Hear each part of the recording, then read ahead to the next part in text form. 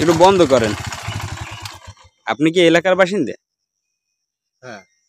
এই যে রাস্তা খারাপ, আপনি যে মোটরসাইকেল চালাই আসতে সমস্যা হয়েছে, হ্যাঁ। চেয়ারম্যান মেম্বার তো অবশ্যই আপনাদের আছে, অবশ্যই তো আছে। তারা কি করতেছে?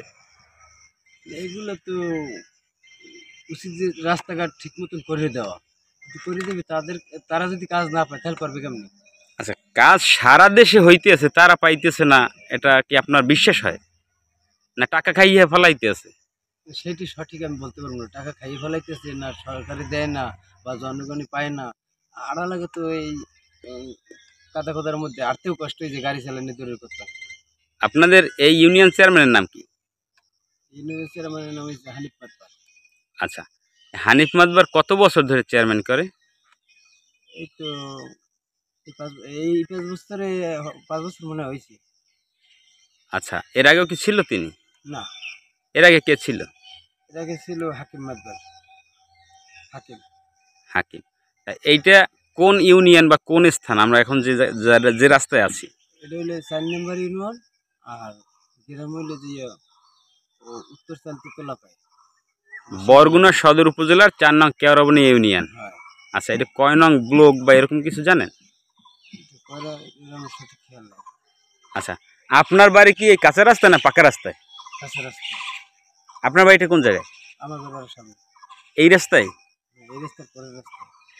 এই রাস্তার পর রাস্তা, তো ওখানেও কি কাঁচা রাস্তা? হ্যাঁ, এখানেও কাঁচা রাস্তা। হ্যাঁ, এখানে আছে আরো বেশি ভেতর।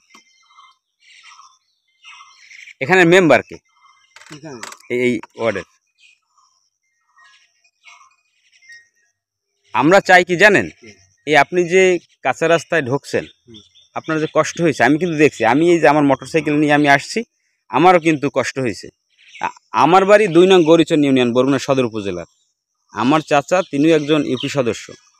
আমরাও কাঁচা রাস্তায় থাকি, আপনিও কাঁচা রাস্তায় আছেন। যারা পাকা রাস্তায় আছে তারা তো বেশ ভালো মৌজে দিন কাটায়, কিন্তু সদর উপজেলার পাশের ইউনিয়ন, এখানে এই যে এটা তো মূল রাস্তা, এইটা যদি কাঁচা হয় তাহলে এটা কেমন হয় বলেন? আসতে আছি।